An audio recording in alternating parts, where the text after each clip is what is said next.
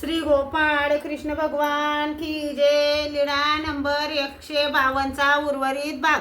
ज्ञानी असी ब्रह्मीभूत करीती, ज्ञानी असी पाठीसी घालीती, ज्ञानी असी मोक्ष देती, ज्ञानी या ब्रह्मी मिसळे बुडी दे भक्त भेदे अनुभवी की अभेदे अनुभवी, ऐसा विकल्प तेत करो नये। या परी परमेश्वरू श्री चक्रधरू जीवा ते उद्धरती, वैखरी अस्तित्वे परमेश्वरू तीही ते अनुवर्तविती। जव पुरुष विद्ये आधुनी नव्हे तव ब्रह्मविद्ये अधिकारू अति। बोध काळी देवता परतिया सरेती, बोध काळी मळ कर्मे परते सारिती। बोधू देतीये तव ब्रह्मविद्ये अधिकारू आती, बोध काळी देवता परतिया सरेती, बोध काळी मळ कर्मे परते सारिती। बोधू देतीये अवसरी जीवू चारी घडी यापर्यंत अनायू होऊनी असे। मग जे केतुली एक दिस पर्यंत दैव वाट पाये, मग उदासीन होय।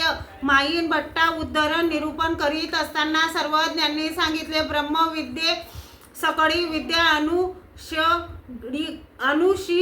अनुषयोगिका रिद्धित्वे प्रकटती का विघ्नत्वे प्रकटती। चेई लेया स्वप्न लटिका तैसा अपरोक्ष ज्ञानी या प्रपंच मिथ्या। यावर सर्वज्ञांनी पुष्कळ निरूपण केले। चैतन्य माया विधेय पराशक्ती मुख्य तुल्य अंश रश्मी द्रव्य दिनस्थ जडस्थ स्थळस्थ घटाभिमानीय अनुसूयस्थ जड अजड चिखड यव त्रिविध माया चक्र भ्रमण ज्ञाने पर्यावशे जीव सकळी पावे। एक वाचुनी अच्युताचा अज्ञानी जन्मले ते अन्यथा ज्ञान ते स्वर्ग नरक कर्मभूमी मोक्ष या चतुर्विधाते आपजवित असे।